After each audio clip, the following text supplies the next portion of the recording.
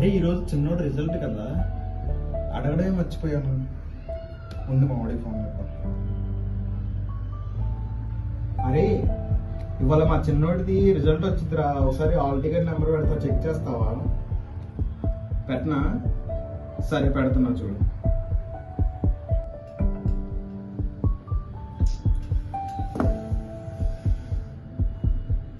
వీడికి ఎన్నిసార్లు చెప్పినా అసలు వినడే.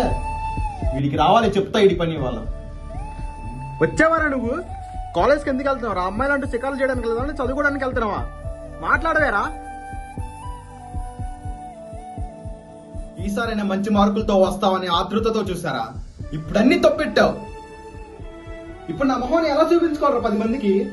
అందరు నీ ముందు మాట్లాడలేదురా, నా ముందు మాట్లాడుతున్నారు. మీ తమ్ముడు ఇట్లా చదువుతున్నాడు, అలా చదువుతున్నాడని. ఇంట్లో నన్ను చదివించకపోయినా నిన్నే చదివిస్తున్నారా, ఆనందంగా హ్యాపీగా ఉన్నానరా నేను. నువ్వు రోజు రోజుకి ఇంత దిగదారిపోతుంటే నేను ఎలా చూస్తూ ఉండాలరా? ఒక్కసారైనా ఇంట్లో అమ్మ నాన్న కోసం ఆలోచించావా? వాళ్ళు ఎంత కష్టపడి నేను చదివిస్తున్నారో ఆలోచించుకున్నావా? నువ్వైనా నువ్వు రోజు కాలేజ్కి వెళ్తున్నావే, ఏ డబ్బులు తేలుతున్నావు ఆలోచించావా? డబ్బులు ఎక్కడి నుంచి వస్తున్నాయంటే నాన్న కష్టపడి సంపాదిస్తే వస్తున్నాయిరా.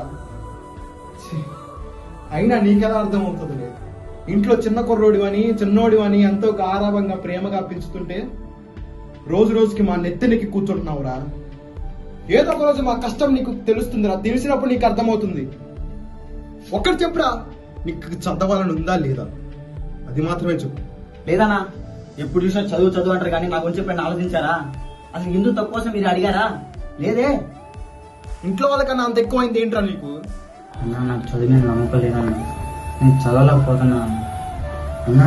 నా చేతిలో కెమెరా ఉన్నప్పుడు నేను ఏదో సాధించగలని నమ్మకం నాలో ఉందన్నా, కానీ చదువుకి నాకు నమ్మకం రావట్లేదన్నా.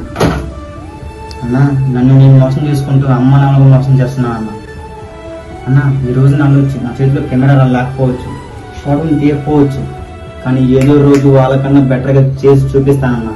ఆ నమ్మకం నాలో ఉందన్నా. నేను ఏదో చేసింది అమ్మ నాన్న ప్లీజ్ అన్నా, ప్లీజ్ అన్నా.